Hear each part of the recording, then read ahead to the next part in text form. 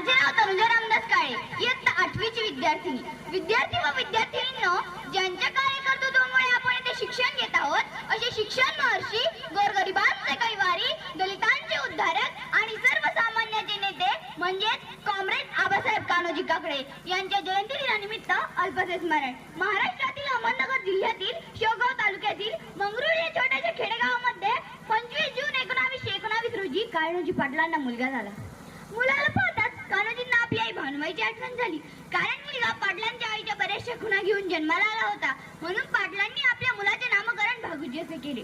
भागुजी मंगरुळच्या परिसरात वाढू लागले. हळूहळू खेळण्यातून चिंतनाकडे वळू लागले. छोट्या भागुजीचे शिक्षण मस्के गुरुजीच्या मार्गदर्शनाखाली झाले. एक चांगला शिक्षक छोट्या भागुजीच्या जीवनात येऊन गेला, ज्याने भागुजीच्या आयुष्य पुढे बदलूनच टाकले. एक शिक्षक विद्यार्थ्याला घडवू शकतो असं ज्वलंत प्रत्युत्तर भागुजीच्या रूपानं आणि मस्के गुरुजीच्या रूपानं समस्त समाजाला आली. माणसाजवळ चित्त, चिकाटी, हिम्मत, मनाचा निग्रह, काम करण्याची मानसिकता, तळमळ व ज्ञान असल्याने माणूस कुठल्या कुठे जातो. याचं उदाहरण म्हणजे कॉम्रेड आबासाहेब कान्होजी काकडे. मित्रांनो, आजच्या या विद्यार्थ्यांना भागुजीचे गुण विशेष, आदर्श, अभ्यास वृत्ती, मैदानावर गाजवलेले खेळ हे सारं अनुभवण्यासारखं आहे आणि आदर्श घेण्यासारखं पण आहे.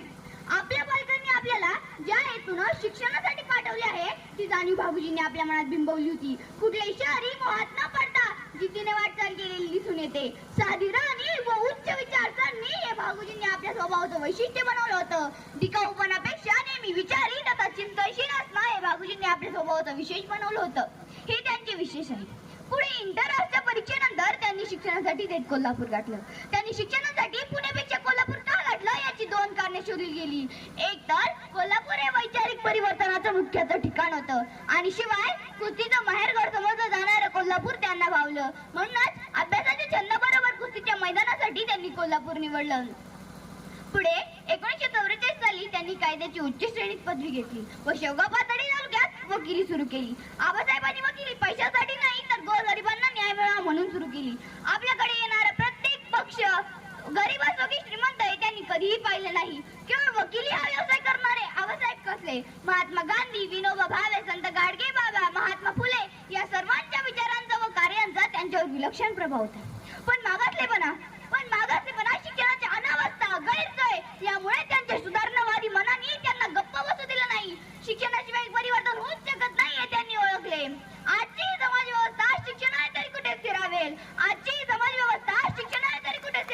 त्यांच्या जीवनात केव्हा तरी कधीतरी कसा तरी हा आशावाद फुलेल ही आशा घेऊन त्यांचे कार्य जोमाने सुरू होते. आबासाहेबांना माहित होती की समाजाच्या हितासाठी शिक्षणाव्यतिरिक्त उपाय नाही. त्यासाठी गोरगरीब मुलांसाठी कॉम्रेड आबासाहेब कान्होजी काकडे व त्यांच्या सुविद्य पत्नी सौ निर्मलाताई काकडे यांच्या स्वतःच्या राहत्या घरात गोरगरीब मुलांसाठी वसतिगृह सुरू केली.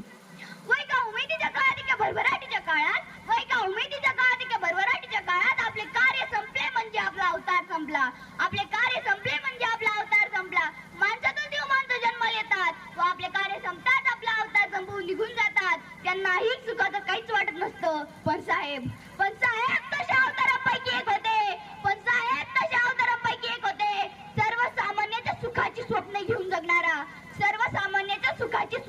जगणारा, गोरगरिबांच्या मुला मुलींना ज्ञानरूपी अन्नाचे घास भरवणारा हा अवल्या सन 1978 साली अनंतात विलीन झाला. एवढे बोलून मी माझे भाषण थांबवते. जय हिंद.